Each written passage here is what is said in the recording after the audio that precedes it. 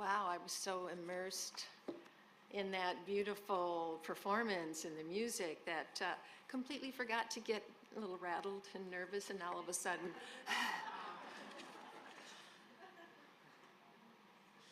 oh gosh, welcoming randomness. I have to say that my life has been really affected by randomness, and I've got a couple of anecdotes to share in the talk to sort of explain that. But today, this is a bit of a play and an exploration on randomness. And my definition of it is accessing and connecting divergent ideas, using new ingredients to create a new recipe for life. I think of Indra's net. Indra is the god of all there is, which is really just a set of infinite phenomenon. And we can catch it. We can catch certain things in this random infinite universe. When I say that, I think about watching the Hawaiians throw net.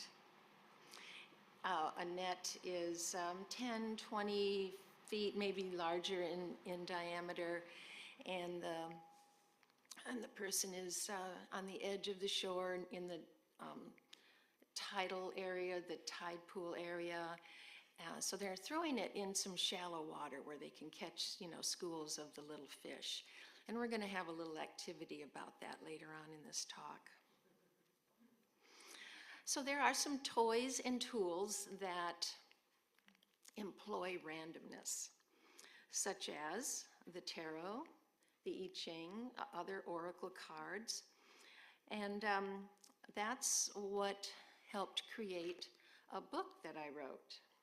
I didn't write, I collaborated with Louis Cabero, and he had a particular formula that he was experimenting with, and I got invited to be the writer of this experiment. And what he did is he took the hero's journey, which is Joseph Campbell's philosophy of our story, and it uses stages of life and archetype characters. The stages, just for example, for those of you who might not be familiar with it, the stages are example, the ordinary world, the call to adventure, the refusal of the call, and many more. The archetypes, example, the hero, the mentor, the shapeshifter, the threshold guardian, the shadow. So what he did is that he took the stages and archetypes of the hero's journey, and he pulled a tarot card for every one. And that pairing was given to me to write and develop the storyline, chapter by chapter. This is a total exploration of randomness. A Boise author came forth to do the artwork for the cover, Butterflies and Zebras. It's a line from a Jimi Hendrix song.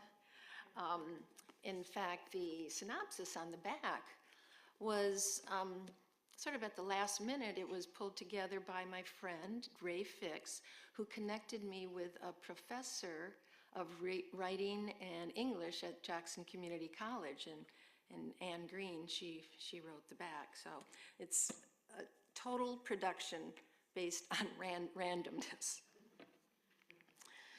Now, there are limitations to the flow of randomness in one's life. Things like linear time, when we think about scheduling, overscheduling, adherence to the clock. Dominant culture is definitely a limitation because we grow up in this. We are formed by conformity. The mental straight and narrow boxed in thinking. I sort of call this the poverty of thought. Not believing in the infinite arrangements of good. Self-criticism is definitely a limitation. Not doing it right. I've been afflicted with that in the past. If we're aiming the arrow at a particular bullseye that you think is right, at least ask why? Why that target? And by whom? You know, who gave us that idea? Thumbs up, thanks, Nora. The last limitation that I thought of was trauma. Childhood trauma, PTSD, that kind of thing can definitely put up the barriers and protections that we use to keep ourselves safe. So let's go to where do we see randomness at work? Well, in open-mindedness, in neurodivergence, the emptiness of meditation. That, to me, clears the field so new possibilities can emerge. We see randomness at work in forgiveness and the release of prejudices. And this one is important to me, surrender. Randomness works when we surrender our preconceived notions.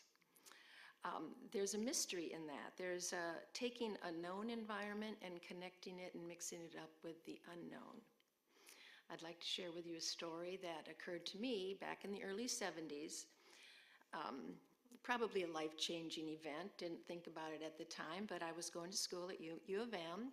I was in a cultural geography class. It was a big auditorium, you know, lecture kind of thing, but one of our assignments was to show up at midnight in one of the map vaults of one of the old buildings. Okay, that's enough to scratch your head, right? The next thing the professor did was handcuff pairs of students together. And then we were released to go and do whatever until returning to our class 10 o'clock a.m. the next day. I was handcuffed to a young man, and we hitchhiked to Battle Creek. We went to the Kellogg's factory. We thought we would get in and, you know, maybe get a tour or something. But no, he wouldn't let us in, but he did give us a couple joints. Now, what was the purpose of that? It was to mix up our comfort zone, change our thinking from life happening between the hours of 8 a.m. and 8 p.m. And also to mix up our place and space kind of ideas. I mean, it's probably been life-changing for me because I've been pretty much comfortable in a lot of unknown situations, hitchhiking through Europe back, you know. So anyways, let's go on. We don't have all day.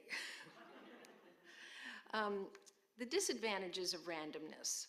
It's hard to trust when we are constantly craving to put things in order, to give it meaning. It butts up against pre-established thought that we've been taught from the beginning. It can be overwhelming to live in an infinite array of possibilities. We're just not used to so many choices. But the clincher is that accessing randomness is not about choice. It's a state of being that allows randomness to flow effortlessly.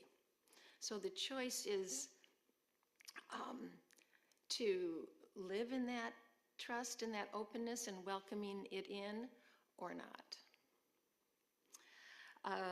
Benefits of randomness. Freedom. Freedom from the boxes and narrow thinking. The unexpected gifts. We call it serendipity a lot of times, right? Well, there, by welcoming in these unexpected impulses or, you know, things that will nudge us, we can create new revelations.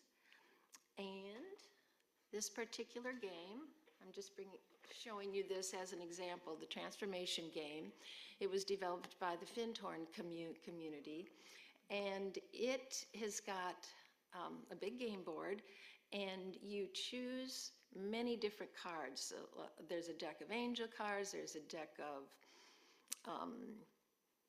transformation cards, there's a deck of universal cards, there's a deck of setback cards, and by randomly choosing these various cards, it creates your journey, your challenges, and your revelations around the game board. So I'll have this in the social hall afterwards if you're curious about it. You can borrow it if you'd like. It takes up to 4 people, 2 to 4 people. You could probably play it by yourself as well and journal. Oh, and before I forget, Rob has graciously allowed this book to be in the library to borrow. I've got a couple. They're available on Amazon as well. And there's a couple of really cool reviews about the book. It's no classic. Ask Craig. He's got a copy that he's marked up.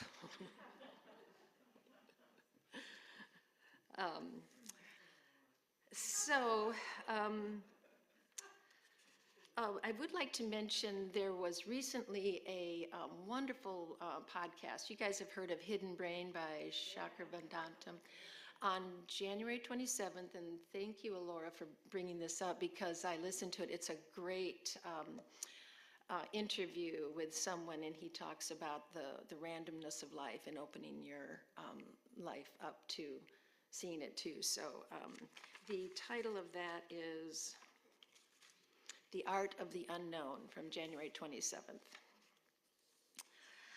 So what's required for a safe and fun exploration of randomness? Well, first of all, a consciousness that we are one with all there is. We are one with Indra's net. We are in Indra's net as one jewel, as one aspect of all of the reflections and the comings and goings that's in the infinite universe. I also believe there needs to be a trust in the truth that your good already exists in that net, in that infinite net. Knowing who and what you are. We've heard this a lot here. You are God in action, and your life is not small. Your physical and mental muscles are not weak. I also believe that an understanding that one's current conditions are the outward expression of what we think. So we need to have a willingness to question and release that type of thinking. Thinking such as, sickness and aging are inevitable, or that economic class defines our worthiness. And I'm sure you could think of many other things to question. This is a good time to mention a memorable lesson that I gained from my religious science practitioner training from my beloved Reverend George. And it was taught that as we sit before a client, when we do prayer or a consultation with a client, it is required to see them as whole, perfect, and complete expressions of spirit. Now think about it. If I'm sitting in front of a broken, aged body, or a poverty-stricken homeless person, or a strung-out drug addict, I see only God sitting in front of me. So I have to release my human level thinking and see and know the God level thinking. My mind and God's mind are one. There is no diminished worthiness, only a life of infinite possibility in spirit. A life and body that is open to simply reveal God. No details are required. I don't put my intention into this situation, but invite the infinite. So there are, well, here's a little activity that I'd like to have us involve ourselves with. Let's see, where is that activity? I've jumped around on this paper a little bit so much, especially at the last minute. So think about a stubborn challenge in your life, or in your personal life, or in the collective. And we've all been experiencing something very stressful and weird as a collective these days. So make that challenge or that conundrum, that weird thing, just make it a gray blob, a gray shadowy blob. Just have it sit in front of you. Maybe it's an unfulfilled goal or a dream, maybe a physical or health challenge.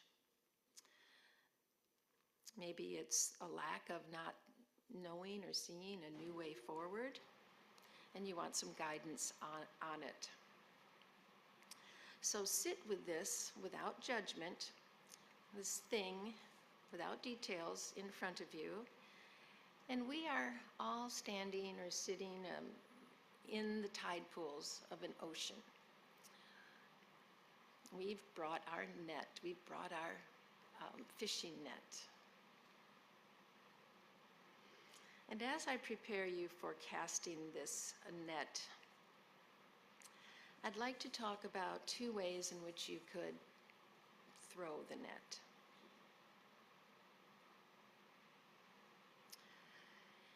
You could throw the net with the intention of fixing or addressing this particular issue that's in front of you.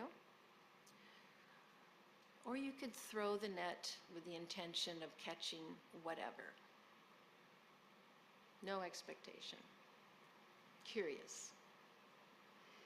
The first way is like soaking your net in your will, setting your intention. And the second way is soaking your net in God's will, keeping it open and unformed and willing to receive whatever.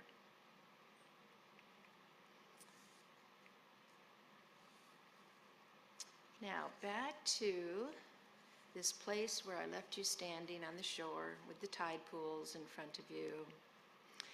And you walk carefully out to a place, dragging your net. Now, I know you don't know how heavy it is, but there's weights on the net along the whole edge. I haven't talked to you about how to throw it, but I think we just witnessed this beautiful choreography from Christina earlier, and the flowing black net that she was using. So whatever way you want to think about throwing your net, you're going to do it just right. So as you look out to the wider ocean, past the shallow, shadowy tide pools, envision yourself lifting your net easily, despite its weight,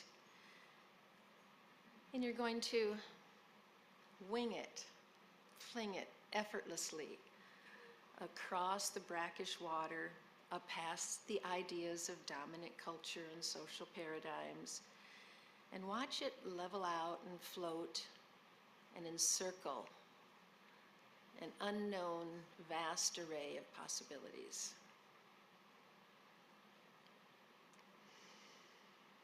What will you catch?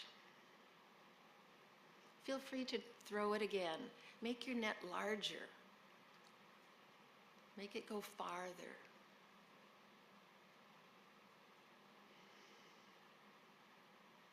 The mystery and the fun part is when you haul your net in and you begin to examine your catch. Now, this reveal will not happen all at once or on your timetable. The gifts will come in new and different ways, divergent connections, surprising ideas, meetups and relationships, and an interesting array of serendipitous events. Feel free to open your eyes if you haven't already, and just know with me that this casting of the net is a consciousness that you can make yourself available to at all times. And I simply say, and so it is.